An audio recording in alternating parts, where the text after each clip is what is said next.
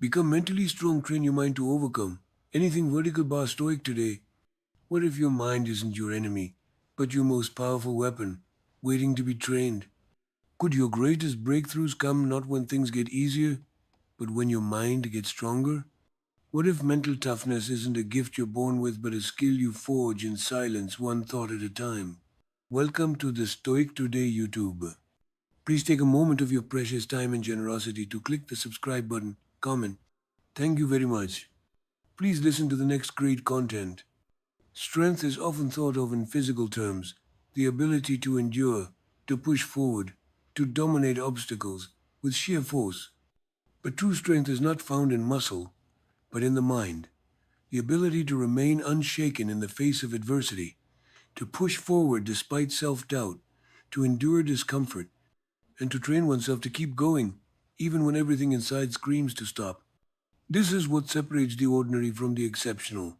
Mental strength is not something you are born with, it is something you cultivate, something you build through repetition, through hardship, through intentional effort. The most resilient minds in history were not naturally immune to fear, failure, or self doubt. They trained themselves to think differently. They rewired their responses to pain, rejection, and adversity. They made the decision, again and again, to keep moving forward. Buddha once said, "What we think we become." He understood that the human mind is not static. It is shaped by repeated thoughts and habits. If your thoughts are weak, your actions will be weak. If your mind is controlled by fear, you will live in hesitation. But if you train your mind, if you make discipline, resilience, and focus your default state, there is nothing you cannot endure, nothing you cannot achieve. Mental toughness is not about ignoring pain. It is about mastering your response to it. It is about seeing hardship as fuel, struggle as an opportunity, setbacks as stepping stones. It is about becoming the kind of person who does not crumble under pressure but sharpens in the fire of adversity. This episode is about transformation. Not through motivation, not through fleeting inspiration, but through the kind of mental training that rewires the way you think, act, and respond to challenges. You will learn how to build unshakable self belief, reframe negativity, master discipline, and develop the kind of resilience that makes you unstoppable. Because in the end, the world does not break the strong, it only reveals them. And strength is not given, it is built. Your mind is the command center of your life. Every action, every decision, every belief about what is possible begins in thought. If your mindset is weak, your results will reflect that weakness. But if your mind is trained, disciplined, and conditioned for resilience, no challenge will be too great, no setback too permanent. Mental strength is not just about enduring hardship. It is about shaping the way you interpret every experience, every failure, every moment of doubt. The Stoic philosopher Epictetus understood this deeply. He said that people are not disturbed by events themselves, but by the way they choose to see them. A failure is not failure unless the mind labels it as such. A setback is only final if you decide to stop. The disciplined mind does not react impulsively to circumstances. It sees, it interprets, it adjusts. This ability to shift perspective, to control interpretation, is the foundation of true mental strength. Modern neuroscience confirms what the Stoics already knew. The brain is not fixed, it rewires itself constantly. Every thought strengthens certain neural pathways while weakening others. If the mind is conditioned to expect failure, it will seek out proof of it in every challenge. If it is trained to focus on solutions, to interpret difficulty as growth, then resilience becomes automatic. This is why elite athletes, military leaders, and world class performers all train their minds before anything else. The body follows where the mind leads.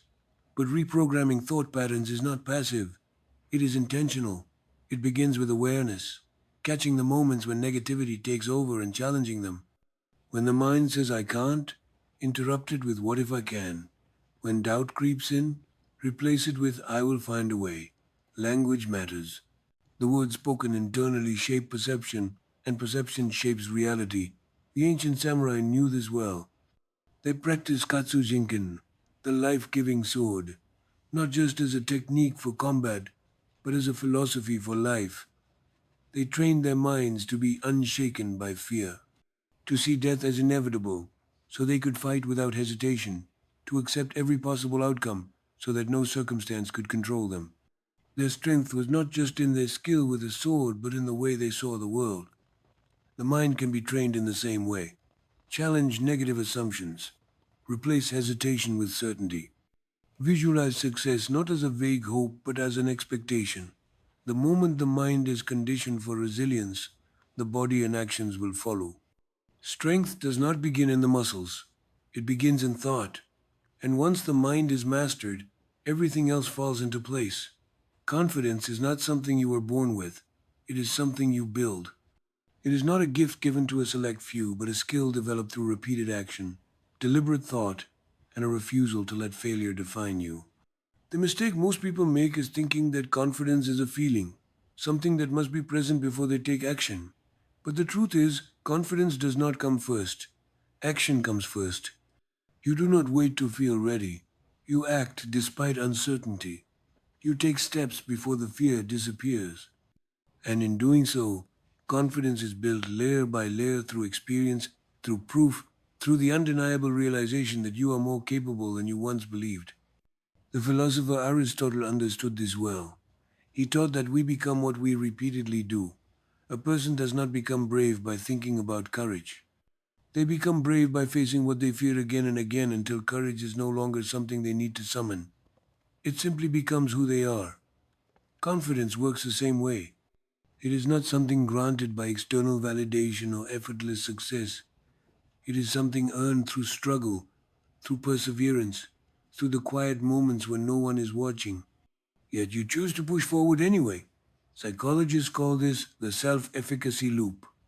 The more you prove to yourself that you can handle challenges, the stronger your belief in your own ability becomes.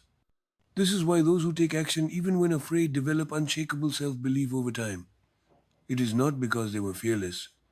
It is because they acted despite the fear and in doing so rewired their brain to see themselves as capable, as strong, as unstoppable. But confidence is not built only through action. It is also shaped by the way you speak to yourself. The mind believes what it hears most often.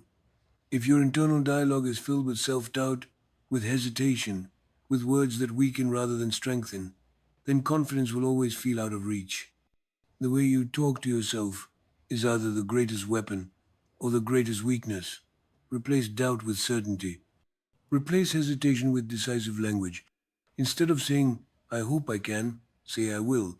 Instead of I'm not good enough, say I am improving every single day. Words are not just sounds. They are instructions to the mind. And then there is reflection. Confidence is not just about looking forward. It is also about remembering how far you have come. Every time you overcame something you once thought was impossible, every moment of growth, every small victory, it all adds up. Most people dwell on their failures, but the disciplined mind remembers its successes. When doubt creeps in, remind yourself of every obstacle you have already conquered. There is proof in your past that you are capable. Use it. Aristotle taught that confidence is built through action. Psychology proves that belief strengthens with experience. The strongest minds know that self-talk shapes reality. Their lesson is clear. Confidence is not a feeling. It is a decision. It is a choice made in every moment, with every action, with every word spoken internally. And once you decide to believe in yourself, the world has no choice but to follow. Hardship is unavoidable. No one moves through life without failure, without setbacks, without moments where everything seems to fall apart. But the difference between those who rise and those who remain stuck is not in what happens to them. It is in how they choose to see it. Mental strength is not about avoiding struggle. It is about reframing it. Seeing obstacles not as roadblocks but as stepping stones. Every challenge carries within it the potential for growth, but only for those who train themselves to look beyond the difficulty and recognize the lesson hidden inside. Seneca, the Roman Stoic, believed that suffering is often self-inflicted, not because pain is not real, but because the mind magnifies it when it resists reality. He wrote, difficulties strengthen the mind as labor does the body. To him, struggle was not something to fear. It was something to be embraced, used, and turned into an advantage. The strongest individuals are not those who avoid hardship, but those who reframe it, extract its value, and use it as fuel. Modern psychology supports this. Cognitive reframing is a proven mental strategy where the brain is trained to see challenges differently. A failure can either mean I'm not good enough or it can mean this is where I need to improve.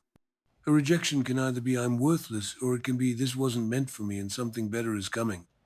The meaning given to an event determines its power over you. The mentally weak see struggle as a reason to stop. The mentally strong see it as proof they are growing. The Japanese philosophy of Kenugi teaches a similar lesson. When a piece of pottery breaks, instead of discarding it, the cracks are filled with gold, making the object more valuable than before. The flaws are not hidden. They are highlighted, embraced, turned into part of the story. This is how the strongest minds operate. They do not erase their failures, they use them. They learn from them.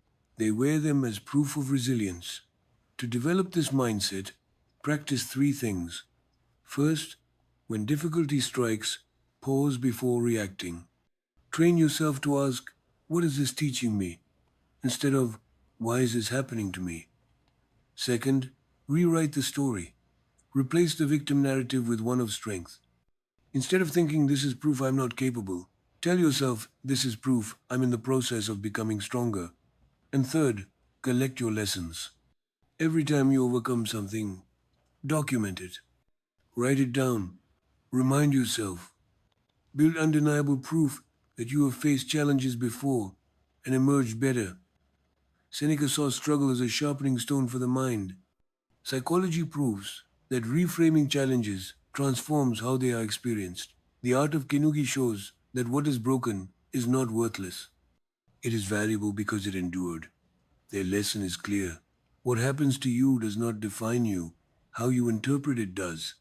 The mind can turn obstacles into burdens or into stepping stones. The choice is always yours. Discipline is the bridge between goals and achievement, between potential and reality. It is the ability to do what needs to be done, regardless of how you feel in the moment. Most people wait for motivation, for inspiration, for the perfect conditions. But the mentally strong do not rely on feelings to dictate their actions. They act because they have trained themselves to do so. They understand that success is not built in moments of excitement, but in the quiet, repetitive commitment to discipline, even when it is inconvenient, even when it is exhausting. Monius Rufus, one of the lesser known Stoic philosophers, saw discipline as the foundation of a good life. He argued that self control was not just a virtue but a necessity, that a person who could not master their own impulses, their own desires, their own momentary distractions, would always be at the mercy of the world. To him, discipline was not about deprivation, it was about freedom. The freedom to act with intention rather than being controlled by fleeting emotions. Modern science confirms this. The prefrontal cortex, the part of the brain responsible for self discipline, strengthens like a muscle through repeated use. Every time you choose to follow through on a commitment instead of giving into distraction, you reinforce that habit. Every time you take action despite discomfort, you make it easier to do so the next time. This is why those who practice discipline do not need to rely on motivation. They have built systems that make action automatic. But mastering discipline is not about overwhelming effort. It is about consistency over time. Bruce Lee embodied this principle when he said, I do not fear the man who has practiced 10,000 kicks once, but I fear the man who has practiced one kick 10. Oh, 0 times.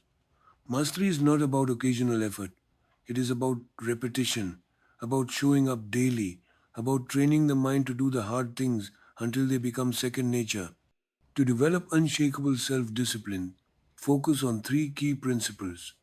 First, remove negotiation. Do not give yourself the option to skip what is necessary. If a task aligns with your goals, it is non negotiable. Second, lower the activation energy. If something feels overwhelming, break it down. Start small, build momentum, and let discipline take over. Third, create identity based habits. Stop thinking of discipline as something you do and start seeing it as part of who you are. Instead of saying, I should work harder, say, I am the kind of person who follows through. Your identity drives your actions. Musonius Rufus saw discipline as the foundation of self mastery. Neuroscience proves that discipline, like a muscle, strengthens with practice. Bruce Lee showed that excellence is built not through effort alone, but through repetition, through consistency, through the decision to show up even when it is difficult. Their lesson is clear. Discipline is not about feeling ready, it is about acting anyway. The mentally strong do not wait for motivation. They train themselves to move forward regardless of it. Emotions are powerful. They can push you forward or pull you under, fuel your ambition or cloud your judgment. Those who are mentally weak let their emotions dictate their actions. When they are motivated, they work hard. When they are frustrated, they quit. But those who master their minds understand that emotions are not commands, they are simply signals. They recognize that emotional control is not about suppressing feelings, but about managing them, using them wisely, and ensuring that logic remains stronger than impulse. The Stoic philosopher Zeno of Citium, the founder of Stoicism, saw emotional discipline as the key to inner peace. He taught that external events do not disturb us, our reactions to them do. A setback does not create frustration.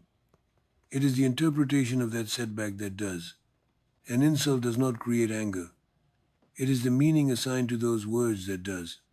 Those who master their emotions do not deny what they feel, but they choose how to respond rather than being controlled by their initial reaction. Modern psychology supports this. Cognitive behavioral therapy, CBT, one of the most effective mental training methods, is built on this idea that emotions follow thoughts. And by changing the way we think, we change the way we feel. A person who panics in stressful situations has trained their mind to associate challenge with fear. But a person who remains calm has conditioned themselves to interpret difficulty as something manageable. The difference is not in the event, it is in the mind. But emotional control is not about becoming indifferent. It is about learning to channel emotions effectively. Miyamoto Musashi, the legendary samurai, believed that the warrior's strength came not from the absence of emotion, but from the ability to use emotion without being consumed by it.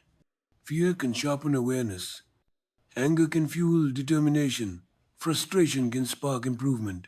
The mentally strong do not fight their emotions. They train them, guide them, and transform them into power. To develop emotional discipline, practice three things. First, create space before reacting. When an emotion rises, do not act immediately. Pause, breathe, and let the initial intensity fade before deciding how to respond. Second, reframe emotional triggers. Instead of seeing stress as a problem, see it as a challenge. Instead of viewing failure as a personal attack, view it as a lesson. Third, train your default response to difficulty. When pressure builds, condition yourself to think, this is an opportunity to grow. Over time, this automatic reaction will become instinct. Zeno taught that emotional control determines inner peace. Psychology proves that thoughts shape feelings. Musashi demonstrated that true strength comes not from avoiding emotion but from mastering it. Their lesson is clear. The mentally strong do not react, they respond. They do not suppress emotions, they train them, and they do not let temporary feelings dictate permanent outcomes. The mind must remain in command because the moment emotions take over, control is lost. The mind is not fixed. Intelligence, skill, resilience, none of these are static traits. They are shaped, strengthened, and expanded through effort, through failure, through the simple act of pushing beyond what is comfortable. Those who are mentally weak believe that ability is predetermined, that failure is assigned to stop, that struggle is proof of limitation. But those who understand the nature of growth know that the mind, like a muscle, strengthens when it is challenged. The philosopher Heraclitus observed that everything is in constant flux, that nothing remains the same. He believed that just as a river is never the same twice, neither is the mind. It is always evolving, always adapting. Those who embrace this truth see failure not as proof of their limits, but as evidence that they are in the process of growth. They do not fear mistakes, they expect them. They do not retreat when things become difficult. They recognize that difficulty is the price of expansion. Modern psychology calls this a growth mindset, the belief that abilities can be developed through effort and persistence. Carol Dweck, a leading researcher in this field, found that people who see intelligence and skill as flexible are far more likely to succeed than those who believe their abilities are fixed. The difference is not in talent, it is in perspective. Those with a fixed mindset avoid challenges because they fear failure. Those with a growth mindset seek out challenges because they know that struggle is where transformation happens. But fostering this mindset requires intentional training. Failure must be reframed as learning. Struggle must be seen as progress, and setbacks must be understood as temporary. Leonardo da Vinci, one of the greatest minds in history, was not born a genius. He was relentless in his curiosity, obsessed with improvement, willing to fail repeatedly in the pursuit of mastery. He sketched thousands of drawings before perfecting his art. He studied human anatomy in painstaking detail, dissecting bodies not out of obligation, but out of an insatiable hunger to learn. His brilliance was not given to him. He built it through years of effort, through trial and error, through a mindset that refused to accept limits. To develop a growth mindset, practice three things. First, change your internal dialogue. Instead of saying, I can't do this, say, I can't do this yet. Instead of thinking, I'm bad at this, say, I'm in the process of learning. Second, normalize failure. See it as a necessary step, not as an identity. The most successful people have failed more times than most have even tried. Third, expose yourself to discomfort. Growth does not happen inside comfort zones. The mind must be stretched, tested, and forced to adapt. Heraclitus taught that everything is in motion. Nothing remains the same. Science proves that the brain is capable of endless adaptation. Da Vinci showed that mastery is not about talent, but about relentless learning. The lesson is clear. Mental strength is not something you are born with. It is something you build. And those who believe they can grow are the ones who actually do. Success is not about massive leaps forward. It is not about sudden breakthroughs or moments of inspiration that change everything overnight. It is about consistency, the ability to show up day after day, regardless of how you feel. The mentally weak chase quick results, relying on motivation that fades the moment things become difficult. But those who are truly strong understand that progress is not about intensity, it is about persistence. The philosopher Aristotle believed that excellence was not a single act but a habit. He wrote, We are what we repeatedly do. Excellence then is not an act but a habit. The strongest minds do not rely on bursts of effort. They build systems, routines, and disciplines that ensure progress happens even on the days when they do not feel like it. They do not wait for motivation. They train themselves to move forward regardless of it. Neuroscience confirms this. The brain thrives on consistency. Every repeated action strengthens neural pathways, making habits automatic. This is why the greatest athletes, artists, and thinkers do not simply work hard. They work hard every day. Leonardo da Vinci's genius was not the result of occasional inspiration, but of years of disciplined practice. Kobe Bryant's legendary skill was built not on talent alone, but on relentless repetition, on showing up at the gym at 4 a.m. while others slept. But consistency does not mean perfection. The mistake most people make is believing that missing one day, failing once, or struggling momentarily means they have lost all progress. The strongest minds know that what matters is not never failing but always coming back. The rule they follow is simple. Never miss twice. One bad day means nothing if you start again the next. One setback is insignificant if you refuse to let it become a pattern. To make consistency effortless, follow three principles. First, lower the barrier to action. Make starting so easy that it is impossible to justify not doing it. If writing a book feels overwhelming, commit to writing just one sentence. If building a fitness habit seems difficult, start with 5 minutes. Small actions lead to momentum. Second, track progress visibly. Whether it is a journal, a calendar, or a checklist, seeing progress reinforces commitment. Third, tie discipline to identity. Instead of saying, I want to be consistent, say, I am the type of person who never quits. When consistency becomes part of who you are, it no longer feels like effort. It feels like the only way to live. Aristotle taught that excellence is not a single act but a habit. Neuroscience proves that repeated action rewires the brain. History's greatest minds, from Da Vinci to Kobe Bryant, show that mastery is not about bursts of effort but about persistence. The lesson is clear. It is not the intensity of your effort that defines your success. It is your ability to keep going even when no one is watching, even when progress seems slow. The mentally strong do not rely on motivation. They rely on discipline, on identity, on the simple, undeniable power of showing up. No one becomes great alone. The strongest minds in history did not develop their wisdom in isolation. They learned from those who came before them, from mentors, from books, from experiences that shaped their thinking. Mental strength is not just about individual willpower. It is about seeking wisdom, absorbing knowledge, and accelerating growth by learning from others. Those who believe they must figure out everything on their own waste years, repeating mistakes that could have been avoided with the right guidance. The wise do not make that mistake. The philosopher Seneca understood this deeply. He wrote, "We learn not in school but in life." To him, real knowledge did not come from theory alone. It came from observing those who had already walked the path, from studying their decisions, from applying their insights. Those who are mentally strong do not see wisdom as something they must create from scratch. They see it as something they can collect, refine, and apply. They seek out great minds, past and present, to shape their own thinking. Neuroscience supports this idea. The brain learns fastest through modeling, by observing, absorbing, and replicating the behaviors of those who have already succeeded. This is why mentorship is one of the most powerful shortcuts to success. A mentor is not just a teacher, they are a mirror showing you what is possible, guiding you away from the pitfalls they once faced. Every great leader, from ancient philosophers to modern visionaries, has had mentors.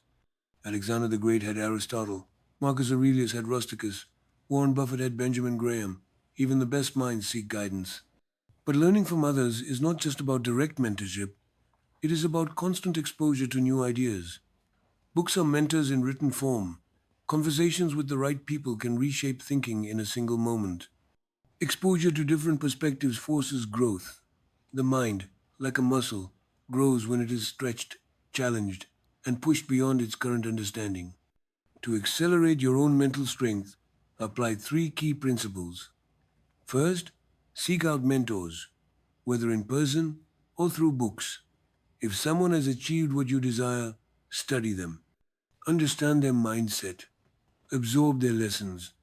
Second, surround yourself with people who elevate your thinking. The mind adapts to its environment. Choose to be in spaces where intelligence, discipline, and ambition are the norm. Third, remain a lifelong student. The moment you believe you know everything is the moment growth stops. Stay curious, stay open, keep learning. Seneca believed that wisdom comes from life, not just books. Neuroscience proves that the brain learns fastest through modeling. History's greatest minds all sought mentorship and guidance. Their lesson is clear. Mental strength is not built in isolation. It is built through knowledge, through learning, through exposing yourself to those who have already mastered what you seek. The fastest way to grow is not to struggle alone. It is to stand on the shoulders of giants. Adversity is not an obstacle. It is a test. The world does not break the mentally strong. It reveals them. Those who crumble under pressure, who retreat in the face of failure, who allow setbacks to define them, they have not yet trained their minds for resilience. But those who understand that hardship is part of the process, that growth comes from struggle, that strength is not built in comfort but in challenge, these are the ones who rise. The philosopher Epictetus, born into slavery and later rising to become one of the greatest Stoic thinkers, knew this truth better than most. He believed that life is not about avoiding suffering, but about mastering the way we respond to it. He taught that while we may not control external events, we always control our reactions. To him, resilience was not about wishing for easier circumstances.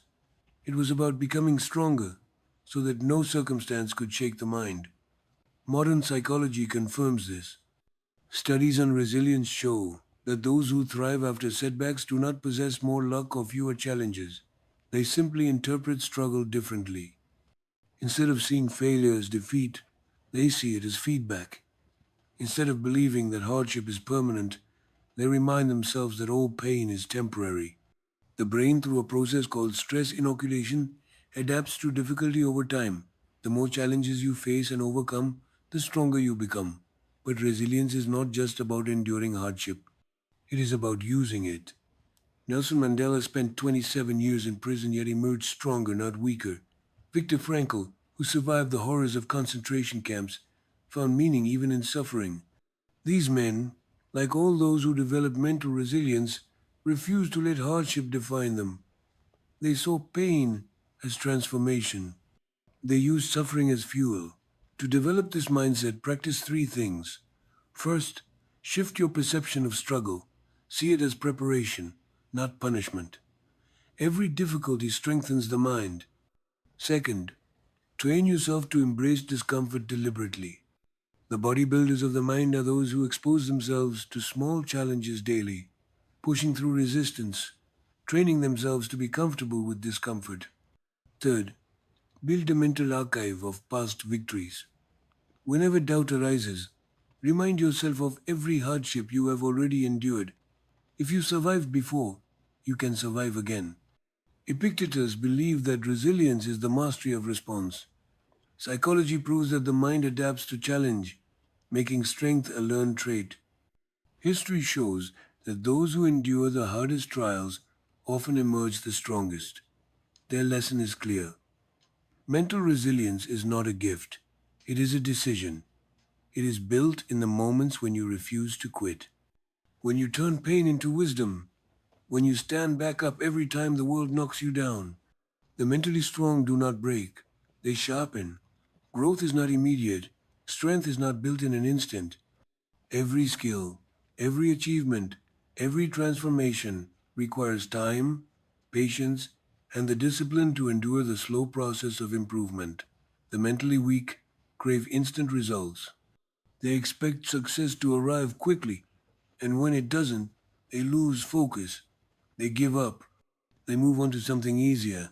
But those who are truly strong understand that greatness is not about speed, it is about endurance. Lao, the ancient Chinese philosopher, wrote, "Nature does not hurry, yet everything is accomplished. The strongest trees do not grow overnight. They take years to develop deep roots, to stand firm against the wind, to reach their full height. The same is true for the mind.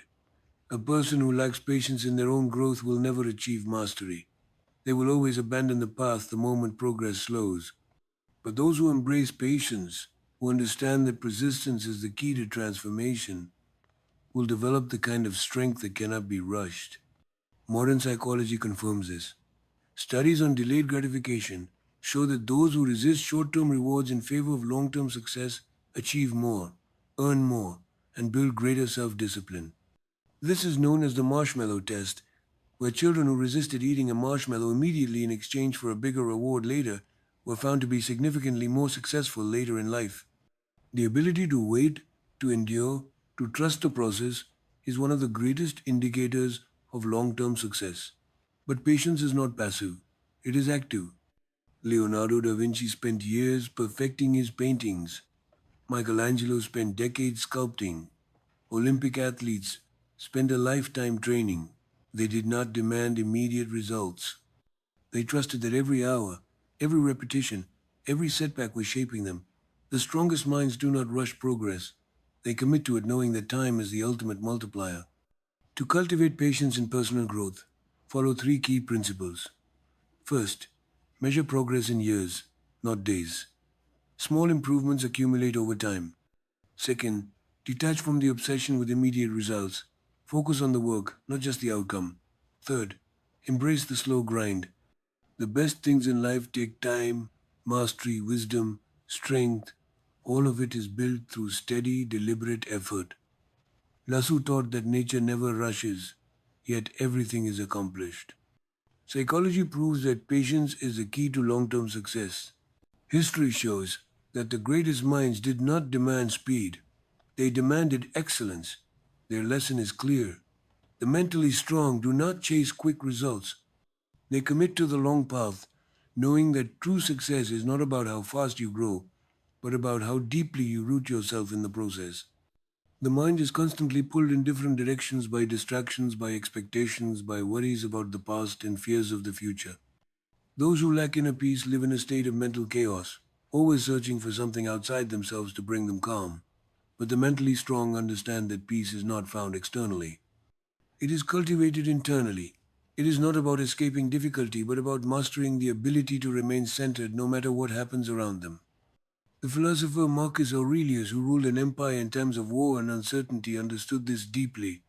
He wrote, "You have power over your mind, not outside events. Realize this, and you will find strength." To him, control over external circumstances was an illusion. The only true power was the ability to master one's own reactions, to remain steady in the face of turbulence. Those who develop this skill become unshaken by stress, immune to petty distractions, and free from the emotional storms that consume others. Modern neuroscience confirms what the Stoics knew centuries ago. Studies on mindfulness and meditation show that those who practice mental stillness experience reduced stress, improved focus, and greater emotional stability. The brain, when trained to remain present, stops reacting to every external stimulus. It learns to observe rather than be controlled, to acknowledge rather than be overwhelmed. This is why the mentally strong do not allow themselves to be thrown off course by every inconvenience, every criticism, every unexpected challenge. They stay composed because they have trained their minds to be a place of refuge, not a battleground. But inner peace does not mean detachment from life. It means engagement with clarity. Lasu, the ancient Chinese philosopher, described peace as being like water, fluid, adaptable yet strong. Water does not resist obstacles. It flows around them, shaping them over time. The mind, when disciplined, operates the same way. It does not fight reality. It moves with it, adapting, adjusting, always returning to its center. To cultivate inner peace, follow three key principles. First, develop the habit of mental stillness, whether through meditation, reflection, or simply learning to pause before reacting. The ability to step back before responding is a form of mastery. Second, let go of what is outside your control. Worrying about the uncontrollable is wasted energy. Focus only on what you can influence. Third, practice gratitude. Those who are at peace are not those who have everything, but those who recognize what they already have. Marcus Aurelius believed that strength comes from mastering the mind, not the world.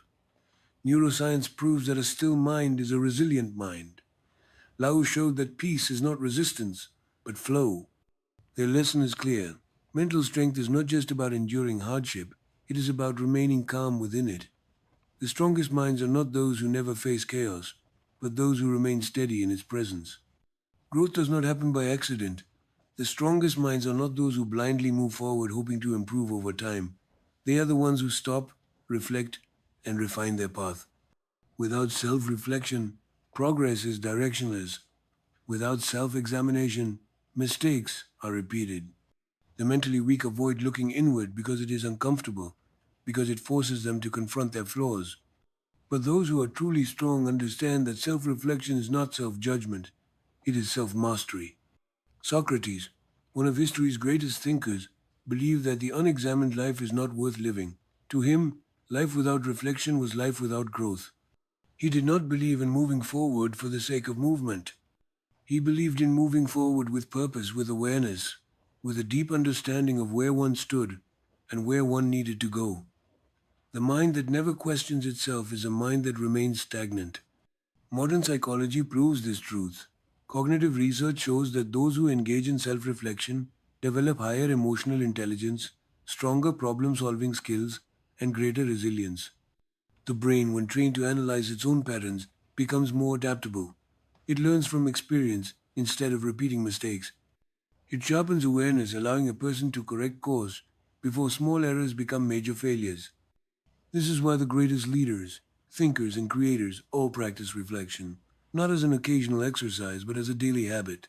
But self reflection is not just about analyzing the past, it is about using that insight to shape the future. Leonardo da Vinci, known for his genius across multiple disciplines, kept notebooks filled with questions, observations, and insights. He did not simply record what he knew, he questioned everything, refining his thinking over time. He understood that mastery is built not just through learning but through questioning, through refining, through the relentless pursuit of clarity. To develop the habit of self reflection, apply three key principles. First, ask the right questions. Instead of just thinking about what happened, ask why it happened, what could have been done differently, and what lesson can be taken forward. Second, create space for reflection. This could be through journaling, long walks, or simply moments of quiet in a busy day. Growth requires pauses. Third, turn reflection into action. Insight alone is meaningless unless it leads to change. Every realization should be followed by a decision. What will be done differently next time? Socrates believed that a life without reflection is a life without wisdom. Psychology proves that the brain grows stronger through analysis and adjustment.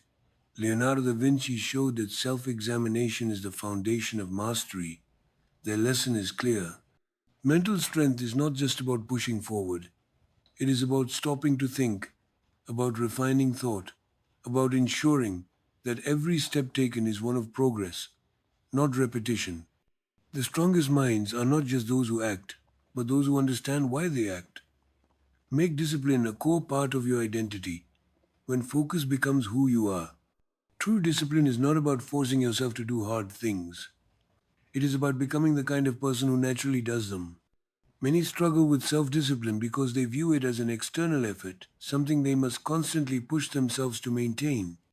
But the most successful individuals do not see discipline as a temporary tool, they see it as part of their core identity. When discipline stops being a decision and starts being who you are, consistency becomes effortless.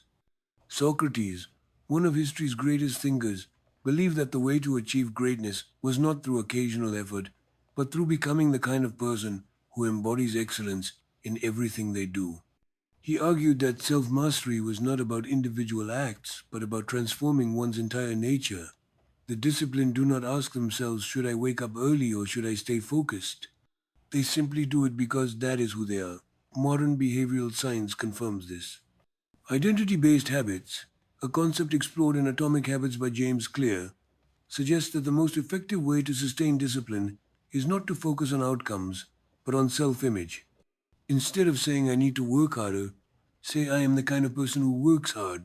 Instead of saying I should be more disciplined, say I am disciplined. Your actions will always align with the way you see yourself. But making discipline part of your identity requires one crucial shift. You must remove negotiation. The moment you allow yourself to debate whether to take action, you create resistance. The most disciplined individuals do not negotiate with themselves, they act. Bruce Lee embodied this philosophy. He did not train, study, and perfect his craft based on motivation. He did it because discipline was part of his identity. He removed choice from the equation. There was no alternative to internalized discipline at an identity level. Apply these principles. Reinforce identity through repetition. The more you act in alignment with your desired identity, the stronger it becomes. Every time you choose discipline, you prove to yourself who you are. Eliminate decision fatigue. Set clear routines and rules for yourself, so you never waste energy deciding what to do next. Adopt the I don't miss twice rule. Missing one day of discipline is human. Missing two is a choice. Never allow a single failure to become a new pattern. Ultimately, the most disciplined people do not see self-control as a struggle. They see it as who they are. Socrates taught that self-mastery is about transforming one's nature. James Clear proved that identity-based habits shape long-term discipline. Bruce Lee showed that eliminating negotiation removes resistance. Their lesson is clear. Discipline is not something you practice. It is something you become when you no longer need to remind yourself to stay disciplined because it is simply part of your identity. You have reached a level of self-mastery that few ever attain. Strength is not something given. It is something earned. It is built in the quiet moments, in the choices no one sees, in the battles fought within the mind long before they are ever reflected in action. The mentally weak wait for circumstances to change, for motivation to appear, for an easier path to reveal itself. But the mentally strong understand that the path is not given, it is created. Every challenge faced, every discipline reinforced, every setback reframed into an opportunity for growth is a step toward mastery. The greatest thinkers, warriors, and visionaries did not reach their heights by accident. Socrates sharpened his mind through relentless questioning. Marcus Aurelius remained steady in the face of chaos by training himself to master his own reactions. Musashi became an undefeated warrior not because he sought comfort, but because he chose discipline as his foundation. They all understood one thing: the mind must be trained just as rigorously as the body. Without control over thought, emotion, and action, there is no lasting strength. And so, the challenge remains. Will you shape your mind or let it be shaped by circumstance? Will you act with intention or let life pull you in every direction? Will you remain stuck in old patterns or commit to becoming something greater? The choice is yours, and it is made not in a single moment but in every moment, because mental strength is not about what you hope for, it is about what you train for. And the strongest minds are not those who wait for change, but those who create it within themselves every single day. Thank you for listening and subscribe. Comment on the channel.